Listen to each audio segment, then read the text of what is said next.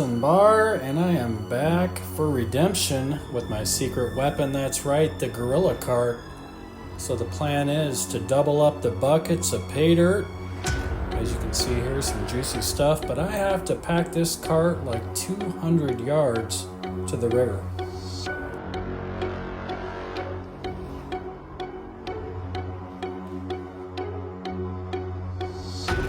Even the downhill was quite a challenge. With the rough cobbles and the loose sand, it was much harder than I originally thought it would be.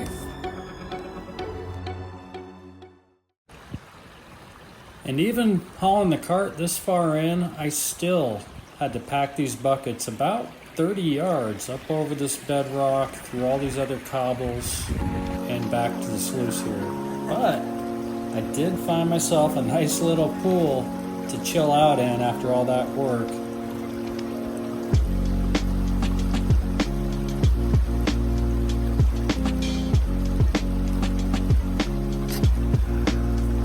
Do you ever have those moments in life where you feel like you're actually in a dream? That's what this felt like, but all dreams must come to an end. So it was time to saddle back up and start hammering some material right back through the green machine.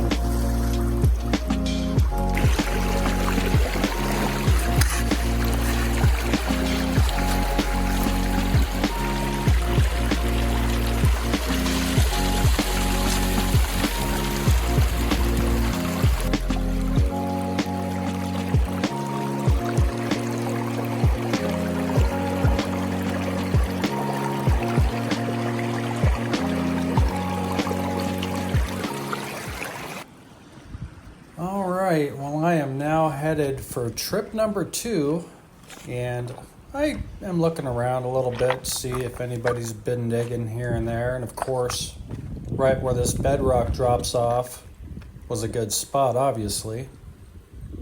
Upon closer inspection, I noticed all these little minnows swimming around. Healthy population. I'm assuming they're smallmouth. Good time to relax. Yo, Fins, what are you up to lately? Not much, Gills. I'm going to watch Gold Hunter 77. I can't wait. That sounds awesome, man. Can I come over? Sure, but only if you like and subscribe. Alright, I got those 2 buckets in the sluice, some nice gold showing up. Now it's time for my long, hot return trip. And no, I'm not going to show you exactly where I'm digging at Lawson Bar. You'll have to figure that out for yourself, but there is plenty of gold here. One thing I do suggest is bringing yourself a giant shade tent because it is brutal out here. Feels like you're just working in a desert.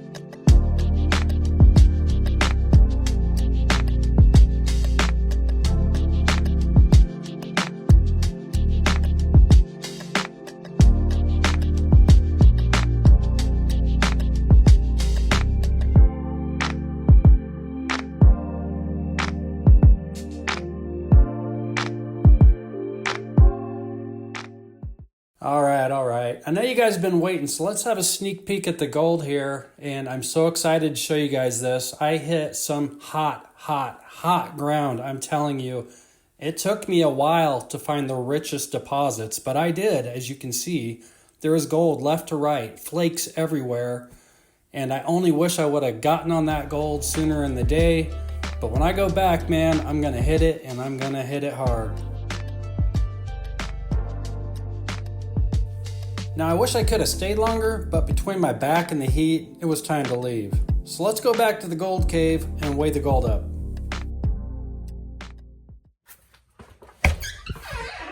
Well, here we go. I am back in the gold cave. I got all the concentrates down in this pan, and I'm so excited to see the reveal because that indicator on that sluice was lit up, baby. Let's have a look.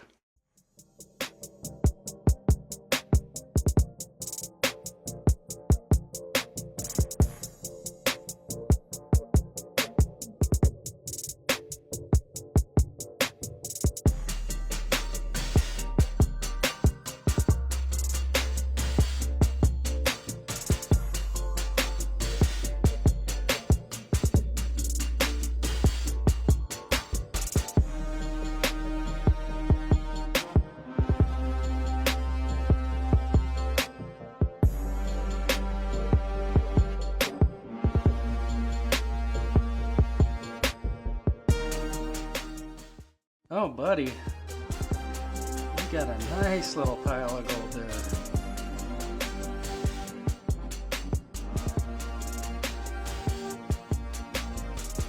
Man, that is just beautiful. You know, there's no huge flakes in there, but they're just abundant. Well, there we have it. Just shy of a quarter gram. Well, more than a little shy, but 0.2, man. I'll take it. I'll take it.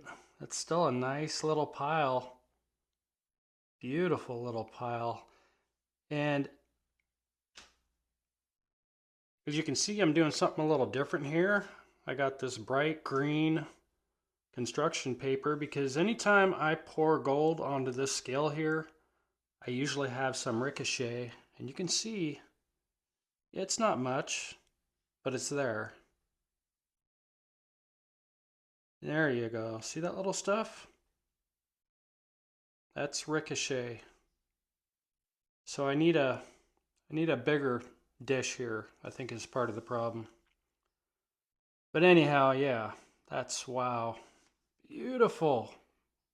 Beautiful, guys. Look. Oh, man. Some very interesting looking gold.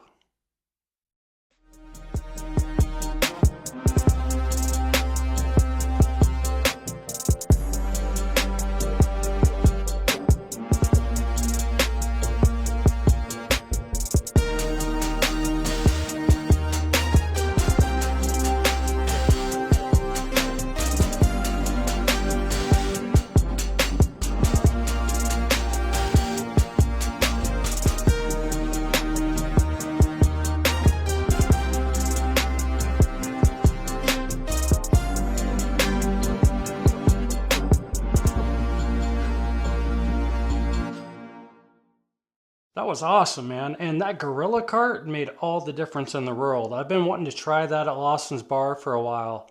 Here's the thing about the gold, a couple things. First thing is the gold that I find at home, the pieces are way heavier.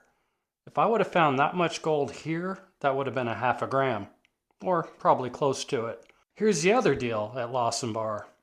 Yes, there's plenty of gold there, but you have to know where to look. It's a lot of work, and you know, most of you know that I really have to watch my back at this point.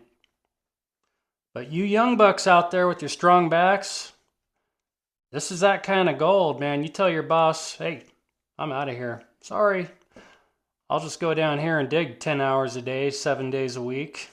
Do you have it in you? Yeah, I think if a guy stayed in some real hot spots there, you could make $100 a day. But you'd have to have a strong back, you'd have to have the time, it'd have to be worth it, and you would have to be an absolute animal. Yeah. Me approaching 50? Nah. but it's awesome. Now, here's the key. The key is I know where the hotspot is now, one of them anyways. So I can go right there next time instead of fooling around with mediocre gold. I want to thank you all so much for your support, especially channel members, man. You guys rock.